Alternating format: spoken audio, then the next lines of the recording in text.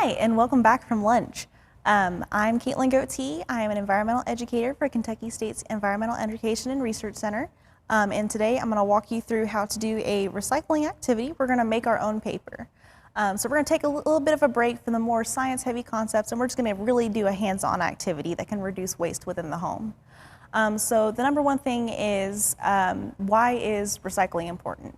And what recycling does is it reduces the amount of non-renewable resources that we're using. It reduces the amount of pollutants that we're putting out. So with paper especially, paper is made from wood pulp, usually made in paper mills. And so when that happens, we're releasing pollutants like just a bunch of water waste. We're releasing chemicals into the air. And so we're just going to try and reduce some of those. So with that, we're going to talk about the types of paper that you can use. You can use cardstock, you can use newspaper, or you can use old computer paper. Anything really is going to be fine. I would not recommend using something with a glossy finish just because that is going to be a little bit harder to degrade. And I will preface this with a lot of paper can be used from, or can be created from other recycled papers, but the process can't go on indefinitely. You're definitely going to start having the fibers break down to a point where they're not going to want to stick together anymore, but you can definitely do this a few times. So to get started, I'm going to go ahead and start tearing up some strips of newspaper because I like the colors. It looks very pretty in the final product. Let's tear these up real tiny. And pieces that are about this size are usually pretty good.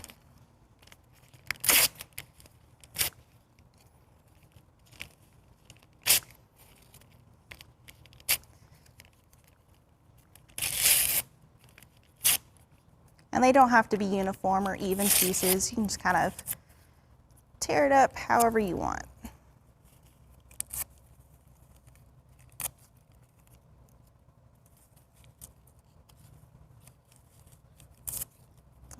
And I think I'm going to throw a couple pieces of cardstock in there just because it'll make the finished product a little bit stronger. And again, I'm just doing that same size of piece.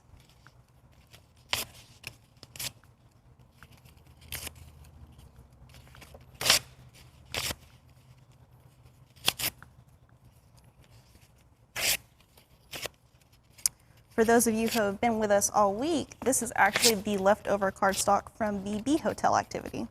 So win-win.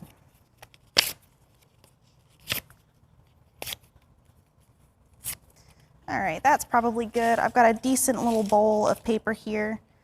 This is basically what it's going to look like. You'll just need about this amount. So now we're going to put it in this blender.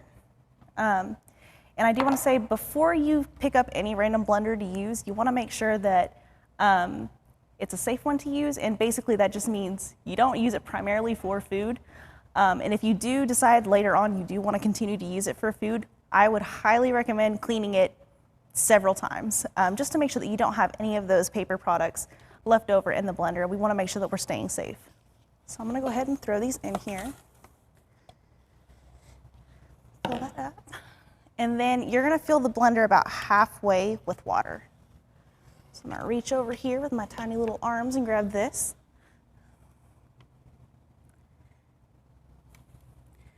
And we're just going to fill it about halfway.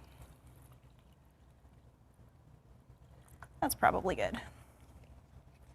I'll set this aside, close that up so we don't spill any water. And then put the top back on here. Make sure this is closed nice and tight. You don't want to throw paper sludge everywhere. And then we're going to run this for about 60 seconds on a medium speed.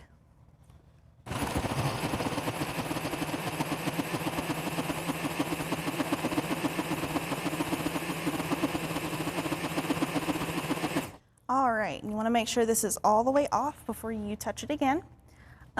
So as you can see, this is a gross little kind of sludgy slurry of just paper.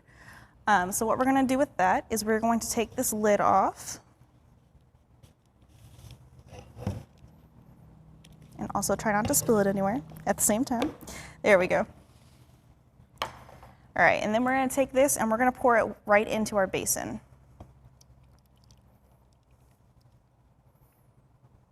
gross. All right, I'm gonna set this aside for cleaning later. So this is kind of what it's gonna look like inside that basin. You're gonna have all that sludge, it's gonna be super watery, but this is basically just a paper pulp.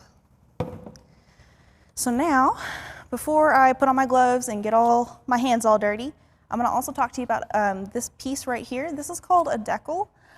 You can get really nice ones, or you can just make them from things that you can find around the house or in a craft store. So I've got a couple wooden frames. I took the pictures out. So this blue part under here is actually just embroidery cloth, and all that means is that this is going to be the water will be able to drain out of this super easy.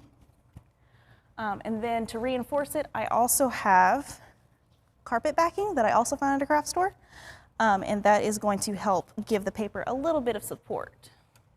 So you're just going to staple that onto your picture frame, and then you will have your decal. So now I'm going to put my gloves on, just so my hands don't get super dried out.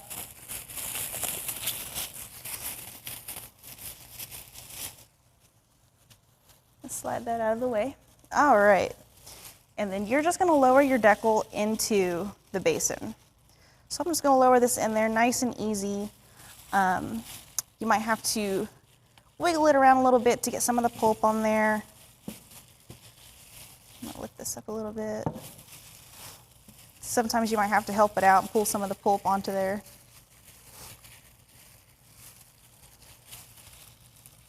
We'll do some of that.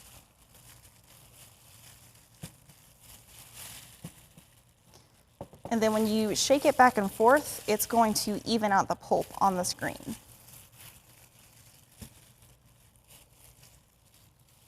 This probably needs a little bit more water, but that's okay. Shake, shake, shake. Shake, shake, shake. Some more pulp. And shaking again. And the more pulp you get on your screen, the stronger your piece of paper is going to be. Let's get that off the edges. And shake one more time. Make sure it's nice and smooth.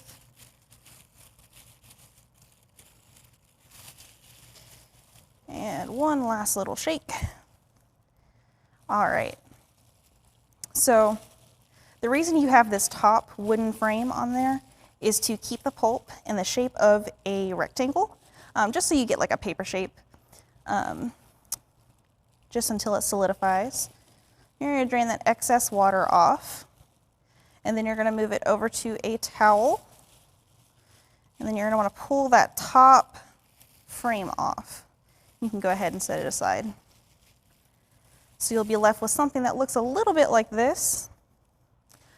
And once you have it like this, you're going to want to throw it over onto your cloth and gently press.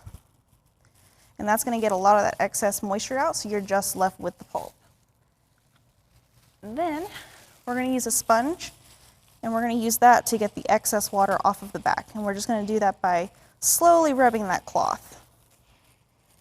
And with that cloth, there are other things you can use. I've seen a lot of people use wire mesh. You can use parts of a strainer, all sorts of cool things, just kind of whatever you can get your hands on.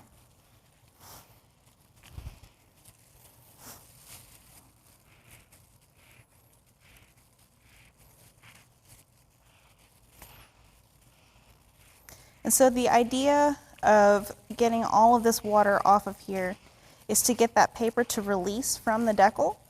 So it can dry separately on this towel. Sometimes it doesn't release very easily, and so if you can't get it off, don't worry too much. You can always leave it on the decal and peel it off when it's finished drying.